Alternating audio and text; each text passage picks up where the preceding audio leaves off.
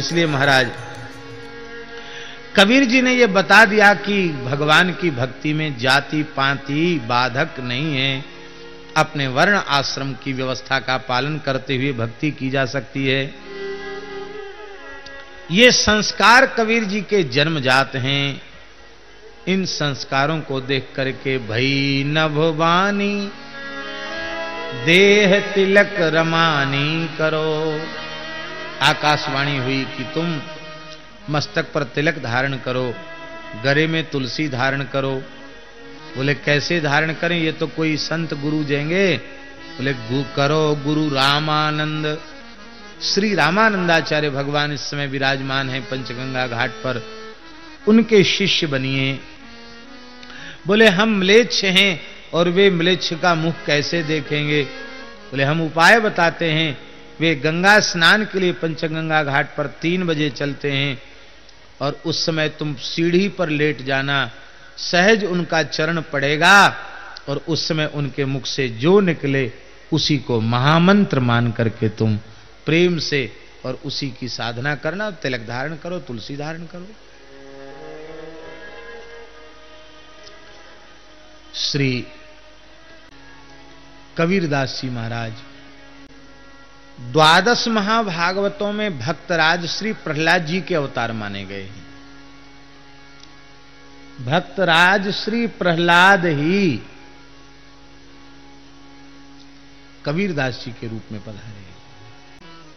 बहुत से महापुरुष, बहुत से संत इस धरती पर आए हैं। कितने महापुरुष आए हैं। भगवान ने आदेश दिया है कि इस कलिकाल में धर्म प्रचार के लिए सभी जीवों को शरणागति का मार्ग खोलने के लिए अब मुझे स्वयं ही पूरे परिकर के सहित धरती पर जाना होगा।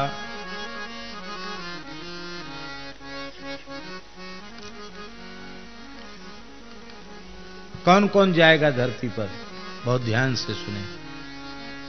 बोले हम यति रूप में जाने वाले हैं तो हमारा कोई ना कोई गुरु तो होगा। तो हमारे रजिस्टर्ड गुरु कौन। बोले रजिस्टर्ड गुरु हमारे वशिष्ठ जी हैं। वशिष्ठ जी को भी एक अंश से अवतार लेना होगा। गुरु वशिष्ठ ही स्वामी राघवानंदाचार्य के रूप में प्रकट हुए, जो श्री रामानंदाचार्य जी के गुरुदेव हुए। ब्रह्मा जी अनंतानंदाचार्य के रूप में प्रकट होंगे, जो श्री रामानंद स्वामी जी के शिष्य।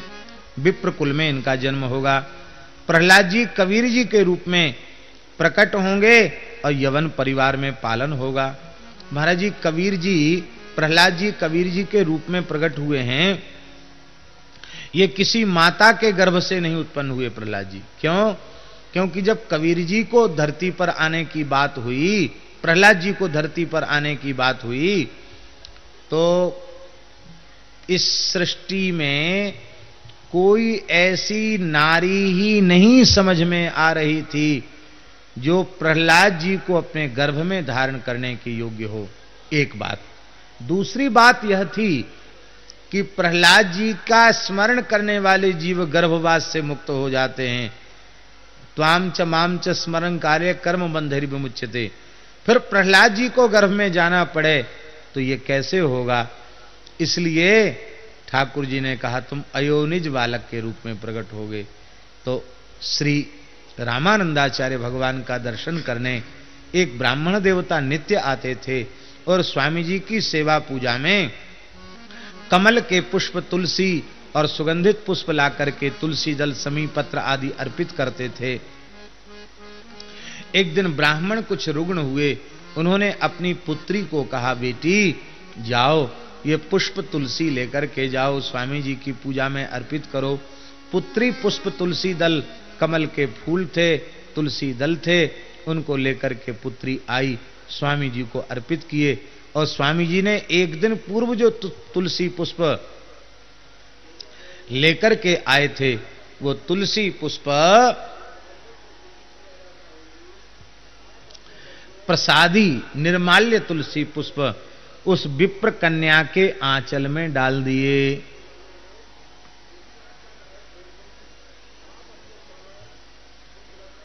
वो चल पड़ी वहां से। थोड़े ही समय बाद उसे भार की प्रतीति हुई कि वजन हो गया वस्त्र में। उसने देखा, अरे तपे हुए स्वर्ण के समान कांति वाला एक बालक। घबरा गई कि ये क्या जादू टोना चमत्कार है। अब मैं इस बालक को लेके जाऊंगी तो कोई हमारी बात पर विश्वास तो करेगा नहीं। इतनी घबरा गई वो कन्या कि लहर तारा तालाब आज भी वाराणसी में है, उसके किनारे खिले हुए कमल पुष्पों के ऊपर बालक को विराजमान करके वह चली गई भगवान की आशा से छोड़ करके। और उसी समय जुलाहे दंपति नीमा और नीरू, जिन्हें संतान नहीं थी, वे विचरते हुए आ रहे थे। उन्होंने इस बालक को ईश्वर का प्रसाद ही माना और इनका पालन पोषण किया। देखिए, ये इसलिए ऐसा हुआ कि देखो, आप पीएचडी डीलिट हैं और छोटे बच्चे को पढ़ा रहे हैं, तो हम आपसे पूछते हैं, आप पीएचडी डीलिट बनकर पढ़ाएंगे कि उस बच्चे के ज्ञान के अनुरूप छोटा बनकर पढ़ाएंगे? कैसे पढ़ाएंगे आप उसको? पीएचडी डीलिट वाली योग्यता उसके सामने प्रदर्शित करेंगे तब हो गया कल्याण बच्चे का। उसको अक्षर ज्ञान सिखाने के लिए यही करना पड़ेगा, उसका हाथ पकड़ना पड़ेगा, कलम उसको पकड़वानी पड़ेगी, और फिर धीरे से कहने का, एक चूल्हा बना दो। एक चूल्हा बना दिया, मिट्टी का चूल्हा होता ना घरों में, बोले ई के इसके पास में दूसरा चूल्हा बना दो, दूसरा बना दिया। एक डंडा खींच दो, आड़ा खींच दिया।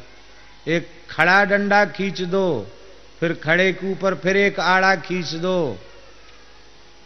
दो चूल्हा दो डंडा, का बनो? बोले आ अंगूर को है बन गया। वो पीएचडी डीलिट भी बच्चे को ऐसे पढ़ाता है। ठीक यही बात है, निम्न कुल में समाज के सभी वर्गों में भगवान की भक्ति का प्रचार करना है तो स्वयं भी वहीं खड़े होकर उन्हीं में रहकर भक्ति का प्रचार करना होगा।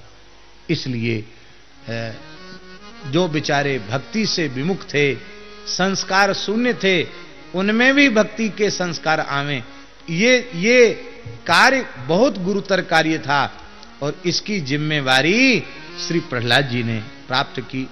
महाराज जी, वो जो अपने प्रसंग पारिजात नामक ग्रंथ है, महात्मा श्री चेतन दास जी जो रामानंद स्वामी जी के ही शिष्य थे, बड़ा चमत्कारिक ग्रंथ है। उसमें लिखा है कि ये बालक ले तो आए नीमा नीरू, लेकिन ये दूध ही नहीं पीता था।